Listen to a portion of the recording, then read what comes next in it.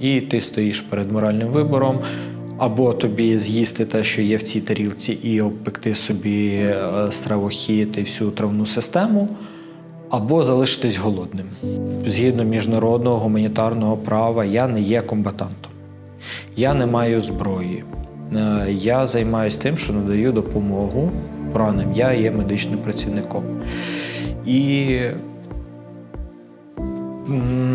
навіть коли ми виходили вже за наказом, то нам казали, ви будете утримуватись в інших умовах, оскільки ви є іншою категорією людей, які потрапили в полон.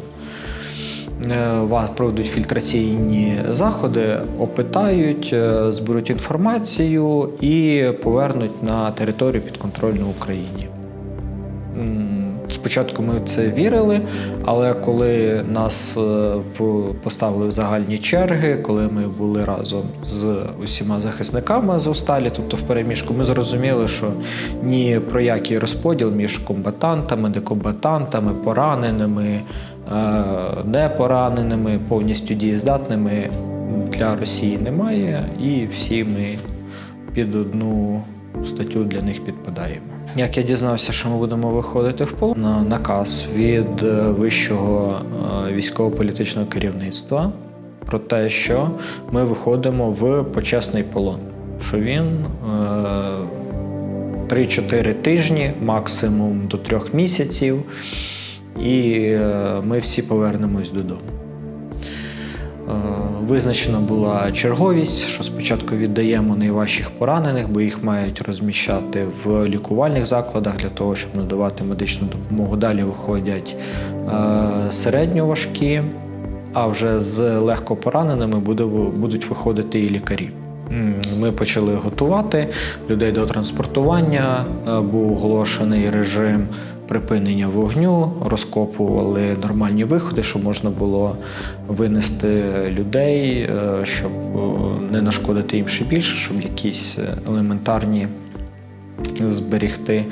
Почались також процес впорядкування тіл загиблих, які були, оскільки з цим теж була проблема, бо місця, де раніше зберігали тіла полеглих героїв, вони піддавались неоднократним бомбардуванням, і ці приміщення були розбиті, треба було людей дістати, треба було впорядкувати, якось це все організувати. Бо я знаю, що це стояло окремим пунктом, щоб не забути про полеглих. Це був окремим пунктом, що це потрібно дотриматись і віддати останню шану герою. Але російський полон для мене почався після фрази, не знаю представника якої силової структури України, який на місці, де військовослужбовці, які мали зброю, здавали зброю. Він нам бажав: хлопці, тримайтесь, все буде добре.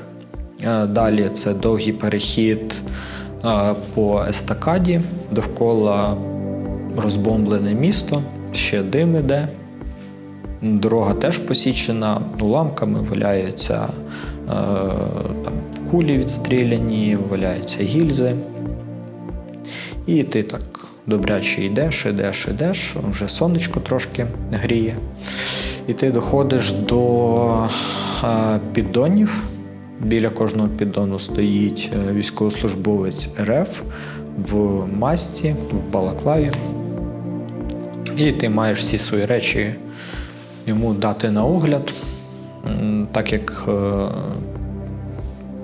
ми були лікарями, ми з собою мали певні запаси медикаментів, мінімальні, щоб людина хоча б могла дойти, наприклад, якісь знеболюючі. І саме перший спогад вже по факту з полону, це коли у мене забирають ці ліки, кажуть, вони тобі не знадобляться, але не кладуть їх там десь в ящик визначений, а кладуть до себе в кишеню. І це був вже такий перший дзвіночок, що люди вже показують, хто вони є. Далі нас після обшуків і після того, як почали забирати перші речі, нас розмістили в автобуси. Далі такий був можливо, промінчик надії, коли зайшли представники Міжнародного Червоного Хреста, роздали анкети, сказали, все буде добре, напишіть свої дані, ми повідомимо вашим рідним, бо там треба було вказати, хто ти, контактні дані своїх рідних, кому повідомити щодо того, що трапив в полон, і вони мали зв'язатися, повідомити, що все добре. Ми подумали, що може дійсно якісь міжнародні угоди діють. Але після того, як у нас зібрали ці анкети і представники Червоного Хреста пішли, ми зрозуміли, що це був марний промінь надії, оскільки наступна фраза «хто підніме голову, тобі її розіб'ють прикладом». Тоді ми зрозуміли, що щось, мабуть, все ж таки не так. І почалася наша подорож в Оленівку, де знаходилась колонія. Це перше місце мого утримання. Коли ми туди приїхали, на наше щастя, нам не довелось чекати довго. Ми почекали всього лише 5 годин, деякі чекали 12 годин в автобусі без можливості вийти, без харчування, без нічого. Нас привезли, знову почався обшук, але вже трошки з іншими особливостями. Тобто були забрані всі цінні речі, не під опис, а в незрозуміло куди. Так як потім переходив я з колонії в колонію, то по документам зі мною ніяких цінних речей не було. Ні обручки, ні годинників, нічого, ні грошей. Також там почалися, кому не пощастило, там хто згадував про якісь міжнародні угоди чи щось трошки знав з міжнародного права, давали чітко зрозуміти, що ні, хлопці, тут є право лише одне, і це право сильного, а сильні зараз ми. Оленівка згадується, якщо згадувати полон, то Оленівка згадується відсутністю води, малою кількістю їжі, відсутності місця, де ти можеш хоча б прийти до тями і зібрати себе якось докупи емоційно, фізично, оскільки в бараках, розрахованих на 120 людей, знаходиться, у нас було 640. І кожна кімната розписана, прийоми їжі нерегулярні, їжі обмаль, вода спочатку привозилась полоненими, які там були ніби як в хозрозрахунку, і вони привозили там 2 рази на день декілька каністр води, і на кожного виходило менше 100 мл води. Причому вода технічна, вона гірка, бо десь викачувалася з якоїсь свердловини, а вода на Донбасі взагалі не найкращої якості. Потім це питання спробували вирішити за допомогою того, що привозили приїжджала машина пожежна, і просто з резервуарів в бочки, які були в кожному бараці, наливали в ті бочки.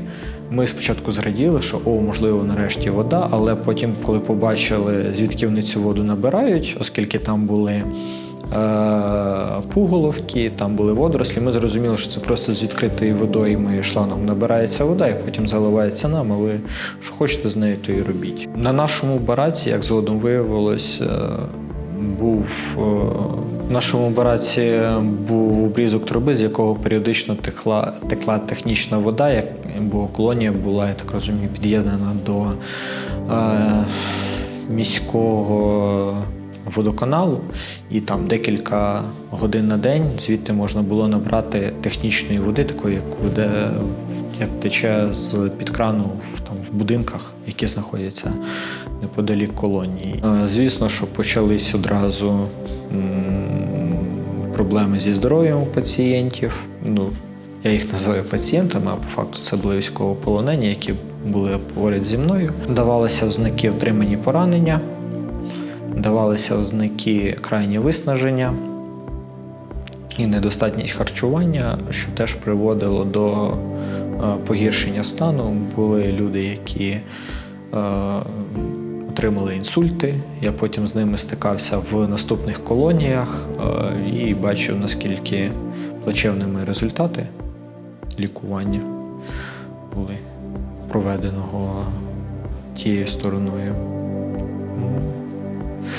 Там же ми зрозуміли, що ні про яке міжнародне право не йдеться. В чому це проявлялося? Ну, по-перше, прийоми їжі. Якщо спочатку вони були, просто прийшли, поїли в різний час те, що вам дали, то згодом почалися так звані марафони, коли перед тобою ставлять тарілку з окропом і дають на нього хвилину. І ти стоїш перед моральним вибором, або тобі з'їсти те, що є в цій тарілці, і обпекти собі стравохід і всю травну систему, або залишитись голодним. Я бачив наслідки як одного, так і іншого.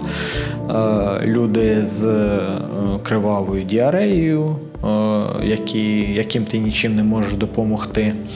І люди, які ледь ходять через те, що вони голодні і виснажені. Потрапили в полон і внаслідок поводження з ними таким чином були ще більш загнані в дистрофію. Також окремим, скажімо так, пунктом розваг для наглядачів це були щомісячні обшуки, коли, наприклад, береться весь наш барак, роздягається не те, що до спідньої білизни, а знімається абсолютно вся білизна, і ти перед собою цей пакуночок несеш, а весь інший час ти на доріжці величезній, поряд з такими ж військовополоненими, як і ти. Нагадую, що в бараці 640 людей, і ви всі сидите на гарячому бетоні, бо це вже було літо, повністю голі, босі. І чекаєте, маєте сидіти з опущеною головою і чекаєте, поки хтось із наглядачів вкаже вам подальший шлях руху ударом або кийка, або там, чобота. Хто чим. Ця, мабуть, невизначеність подальша, вона давалася найбільш важко для переосмислення, для можливості усвідомлення свого. Оскільки якщо ти маєш ціль, навіть якщо там прогноз не дуже гарний, але ти все одно знаєш якийсь там кінцевий пункт, то це, мабуть, було б легше перенести. А коли ти в періоді невизначеності, ти не знаєш ні який в тебе статус, хто ти. Полонений, не полонений. І ось коли настала моя черга, що я можу сходити до туалету, вибігши з бараку, я відчув дуже знайомий запах. Цей запах мені запам'ятався ще з першого прийому поранених в військовому госпіталі в Маріуполі ще з 18-го року. Це запах вибухівки, запікшоїся крові і землі.